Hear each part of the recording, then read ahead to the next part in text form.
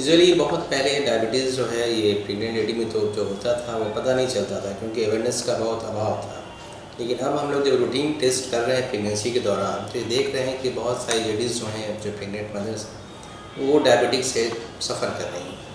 तो जो प्रेगनेंसी के समय जो डायबिटीज़ डेवलप होता है उसको हम लोग बोलते हैं गेस्टेशनल डायबिटीज़, और ये बहुत ही इंपॉर्टेंट चीज़ है प्रेगनेंसी के लिए, क्योंकि अगर शुगर कंट्रोल बेटर वे में नहीं रहेगा, मतलब एक टारगेट हम लोग का रहता है कि फास्टिंग जो है 92 के नीचे हो और खाने के बाद 120 के अंदर हो। अगर उसके ऊपर जाता है तो हम लोग बोलते हैं कि गेस्टेशनल डायबिटीज़ है।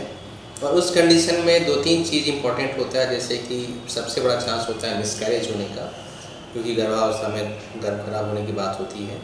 दूसरा होता है कि बच्चे का जो साइज़ होता है वो बड़ा हो जाता है, जिसके चलते प्रेगनेंसी के दौरान जो होता है जो प्रॉब्लम होता है, ये साथ साथ बच्चे का जब जन्म होता है तो उसमें बहुत सारी कंजेनिटल डिसऑर्डर जो होते हैं वो डिजीज़ होते हैं, वो प्रॉब्लम्स प्रेजेंट रहते हैं। तो इस कंडीशन में हर लेडी को जो प्रेग्नेंट हो उनका टेस्ट हम ज़रूर करा के देखते हैं। इनमें जो गेस्टेशनल डायबिटीज़ होने की जो कारण होती है कि जो प्रेगनेंसी के दौरान कुछ खास हार्मोन्स होते हैं, उसके चलते इंसुलिन का रेसिस्टेंस लेवल जो है तो काफ़ी बढ़ जाता है, और यूजुअली 4th मंथ के बाद ये ज़्यादा बढ़ता है। तो हर लेडी का जो प्रेग्नेंट है उन्हें अपना निश्चित रूप से ब्लड शुगर का टेस्टिंग करते रहना चाहिए, और उसके अकॉर्डिंगली अपना ब्लड शुगर जो है वो 92 से नीचे और खाने के बाद 120 के नीचे करना है। इसमें मेनली हम लोग पहले इंसुलिन चलाते थे, लेकिन अब जो है इसमें बहुत सारे टैबलेट्स भी आ गए हैं, ड्रग्स आ गए हैं, जैसे मेटफॉर्मिन लिंक है, तो हम लोग उसको यूज़ करते हैं। और अगर उसको कंट्रोल रखते हैं तो बच्चे का ग्रोथ भी अच्छा रहता है, किसी तरह का कोई एबनॉर्मलिटीज़ नहीं आती और मिसकैरेज होने का चांसेस बिल्कुल कम हो जाता है। तो अगर महिला पे ये जो डायबिटीज़ अगर किसी महिला को हो रहा है प्रेगनेंसी के दौरान, तो वो कैसे समझ सकती है कि उससे वो डायबिटीज़ की चपेट में आ रही है?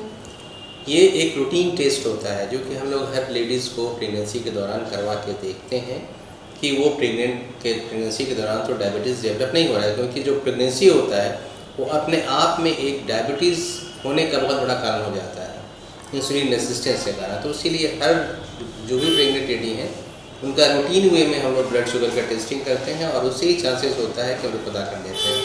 ये कहना है कि प्रेगनेंसी के दौरान डायबिटीज़ हो, उसका कोई लक्षण हो, ऐसा कोई लक्षण बहुत इसमें उभर कर नहीं जाता है। वो ब्लड शुगर के रिपोर्ट जो होता है देख कर ही हम लोग उसको बताते हैं। तो अगर जैसे कि ये जो डायबिटीज़ हुआ है किसी प्रेग्नेंट महिला को, तो क्या आगे चांस है कि बच्चे को भी इसमें हो सकता है? नहीं, बच्चे के होने की संभावना इसमें डायबिटीज़ में नहीं होगी बच्चे को डायबिटीज़, लेकिन मदर जो है वो चांसेस ये रहता है कि आगे चल कर के वो टाइप 2 डायबिटीज़ में वो डेवलप होने की संभावना उससे होती है। तो प्रेगनेंसी ख़त्म होने के बाद जब डिलीवरी हो जाता है तो उसके बाद भी लेडीज़ जो हैं अपने डाइट को कंट्रोल रखें और ब्लड शुगर का टेस्टिंग करते रहें। अगर ज़रूरत पड़ता है तो डायबिटीज़ की दवा को स्टार्ट करें। तो इसके दौरान खान पान में भी महिला को कुछ बदलाव करने की ज़रूरत होती है? यूजुअली इसमें वो सभी चीज़ बदलाव हम लोग करते हैं जैसे कि एक नॉर्मल डायबिटिक पेशेंट का करते हैं, लेकिन जहाँ तक कैलोरी का बात है उसमें बहुत ज़्यादा कैलोरी हम लोग नहीं करते हैं, क्योंकि वो माँ जो है साथ साथ बच्चे का भी उसमें डेवलपमेंट होता है। तो बहुत गार्डेड वे में हम लोग उसमें कंट्रोल रखना चाहते हैं कि बहुत ज़्यादा टाइट कंट्रोल इसमें खाने पे नहीं हो, लेकिन शुगर को उसके अकॉर्डिंगली हम लोग जरूर देखते हैं कि कम करना है। तो जो अगर किसी महिला को प्रेगनेंसी के दौरान अगर डायबिटीज़ हुई हो तो आगे चांस है कि वो पूरी तरीके से ख़त्म हो सकता है? ये कई बार देखा गया है कि आफ्टर प्रेगनेंसी बहुत सारी लेडीज़ जो हैं उनका डायबिटीज़ ख़त्म हो जाता है, लेकिन इन फ्यूचर कोर्स में हो सकता है 2 साल 3 साल 4 साल के बाद उसको डायबिटीज़ होने की संभावना बढ़ जाती है, क्योंकि इंसुलिन रेसिस्टेंस उसमें ज़्यादा रहता है। तो निश्चित रूप से आगे चलकर प्रेगनेंसी में के बाद भी डायबिटीज़ होने की संभावना उसमें रहती है।